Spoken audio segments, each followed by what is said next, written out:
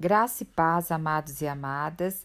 Estamos em Josué capítulo 4 e nós vamos ver agora quando eles estão terminando de atravessar o Jordão e o que o Senhor vai falar com eles, né? A conclusão da travessia ali do Jordão e também a chegada a Gilgal. Então aqui já começa o versículo 1 dizendo assim, olha, quando o povo acabou de atravessar o Jordão, Yahvé voltou a falar com Josué e lhe ordenou. Então, antes de Josué atravessar o Jordão, o Senhor veio e falou com Josué. Agora, quando o povo acabou de atravessar o Jordão, o Senhor vem e fala novamente. Então, quando eles acabaram de atravessar o Jordão, eles já deviam estar pensando assim, o coração deles já estavam até batendo mais forte, porque eles já estavam o quê? Já indo para conquistar a terra. Mas o Senhor volta agora e vai falar novamente a Josué e manda Josué escolher 12 homens entre o povo, um homem de cada tribo. E aí o Senhor pede para que dali eles vão lá no meio do Jordão, onde os sacerdotes ficaram ali pousando os seus pés, segurando a arca, e ali eles vão escolher 12 pedras. E essas 12 pedras vão representar cada tribo. E essas 12 pedras, eles vão fazer depois, aonde eles forem acampar, passar a noite, eles vão fazer ali um monumento, um memorial, para que sempre se lembrassem ali do que foi feito aquele dia, o memorial que o Senhor ali fez. Então, aqui diz assim, olha, para que seja um sinal no meio de vós, quando amanhã vossos filhos os perguntarem, que significam essas pedras? Então vocês vão dizer a eles, eis que as águas do Jordão dividiram-se diante da arca da aliança, e a sua passagem cindiram as águas do Jordão. Essas pedras serão para sempre um memorial para os filhos de Israel. Então eles fizeram tudo isso que Josué ordenou e depois ainda, no versículo 9 diz que Josué também pegou 12 pedras do meio do Jordão e exatamente onde os sacerdotes tinham colocado ali os seus pés, no meio do Jordão, ele também fez ali o que? Uma coluna de pedras. Então vamos entender melhor toda essa passagem. Veja só, a arca, quando os sacerdotes colocaram os pés na água ali no Jordão, o que o Jordão fez? Ele represou as suas águas. E dessa forma ficou dividida a água, né? As águas não desceram mais e as outras águas continuaram descendo. E assim o povo pôde passar a pé a seco. O que a arca representa? A arca representa a presença do Senhor. E a presença do Senhor é uma presença que separa. Lembra, lá em Gênesis 1, o Senhor falava o que? E separava. O Senhor separou as luzes das trevas, a água de cima, a água de baixo. Então, o nosso Deus é um Deus de separação no sentido que Ele nos trouxe também e nos separou para Ele, nos santificou por meio de Cristo. Por meio do falar do Senhor, o Senhor nos chamou para fora, que é a Assembleia dos Santos. O Senhor nos chamou para Ele, nos separou como um povo em particular para Ele. Então, a presença do Senhor, a arca representava a presença do Senhor. E quando ali os sacerdotes, segurando a arca, puseram os pés ali na água, o que houve? A presença do Senhor. E ali houve a separação. E hoje o que nós temos que separa? A palavra do Senhor. Ela tem o poder de separar a medula, ela tem poder de separar a nossa mente, ela tem poder de separar tudo e o que? Fazer vir vida dentro de nós. Separar aquilo que não é do Senhor e aquilo que é do Senhor e trazer vida. Então nós vemos isso muito forte.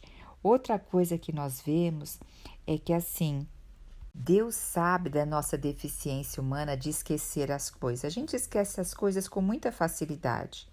Então o Senhor ali, por meio desse, escolher 12 pedras e ali depois erigir para que fosse um memorial, para que sempre pudesse se lembrar, para que o povo sempre pudesse se lembrar.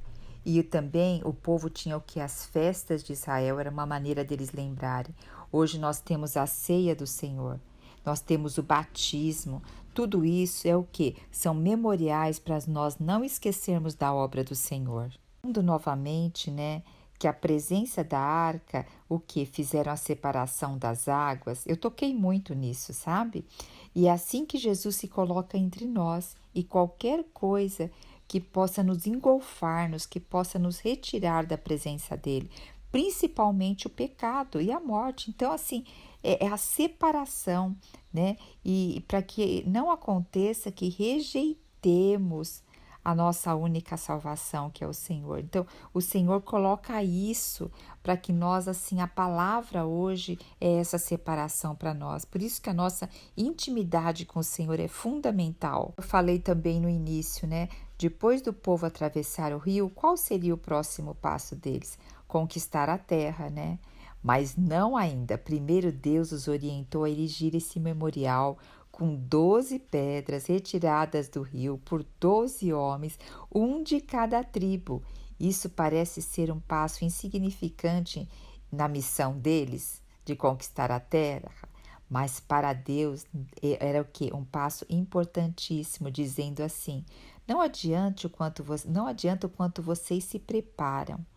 É eu que estou aqui e eu que estou à frente de vocês. Isso significando que eles deveriam que focar em Deus e se lembrar de quem os estava guiando.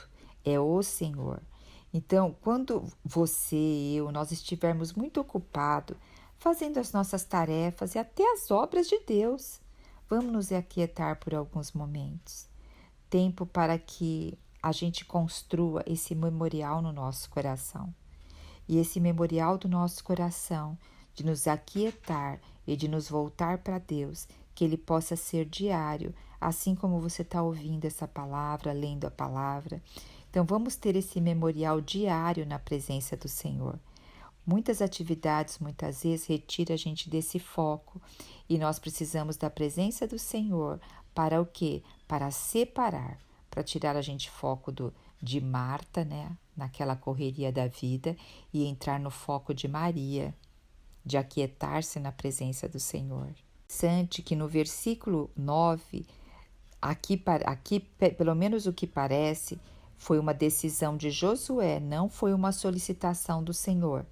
O que Josué fez? Ele erigiu também 12 pedras lá no meio do Jordão, aonde os sacerdotes ficaram parados ali. Ele também erigiu 12 pedras. Aí você fala, puxa, mas qual o significado?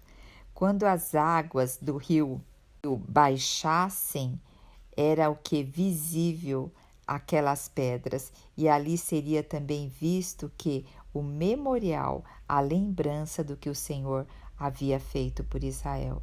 Então, por isso que o Senhor fala para a gente trazer à memória aquilo que nos traz esperança. Muitas vezes a gente está em dias tão tristes, tão aborrecidos, mas quando a gente tem memórias de tudo aquilo que o Senhor fez por nós, essas pedras eram memorial, era uma memória. Pedras eram memorial, uma memória, para que quando venham os dias maus, nós possamos olhar para esses memoriais e lembrar quem é nosso Deus e o que Ele fez por nós. Então, tenha um caderno onde você tem escritos memoriais ou fotos onde você tem escritos memoriais, para que você possa, de vez em quando, ir lá e olhar os memoriais da sua vida e louvar o Senhor por isso. Os sacerdotes, eles permaneceram ali em pé, no meio do Jordão, segurando a arca, carregando a arca, até que todo o povo passasse. E só depois que todo o povo passou, aí os sacerdotes passaram à frente do povo. Veja só, não importa a situação que você esteja, o Senhor, a presença do Senhor está conosco. Assim como diz, né, no Salmo 23, quando a gente passa pelo vale da sombra da morte, o Senhor está ali conosco. E depois, o Senhor que nós saímos daquele período, o Senhor vai o quê? À frente de nós. Aqui era a arca, representando a presença do Senhor. E também nós vamos ver nessa passagem que fala sobre o que as tribos de Rubens, de Gade e a metade da tribo de Manassés, porque lembra, eles tinham ficado aquém do Jordão, eles iam habitar aquém e não depois do Jordão, mas eles os homens saíram à guerra e ali foram 40.000 homens preparados para as batalhas e marcharam de que forma? Diante do Senhor.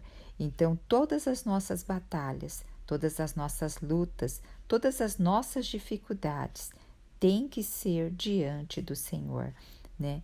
E naquele dia o Senhor ali mostrou que ele estava com Josué e todo o povo viu que o quê? Não era só com Moisés que o Senhor estava, agora o Senhor tinha passado o bastão para Josué.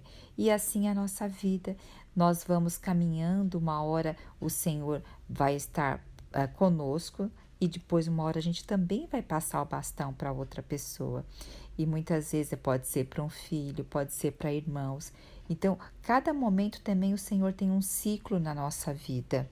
O versículo 18 é bem claro, diz que assim que os sacerdotes que carregavam a arca deixaram o Jordão, no exato momento que os pés deles tocaram o solo seco da nova terra, aleluia, da nova terra, as águas do Jordão foram liberadas e tornaram seu curso normal.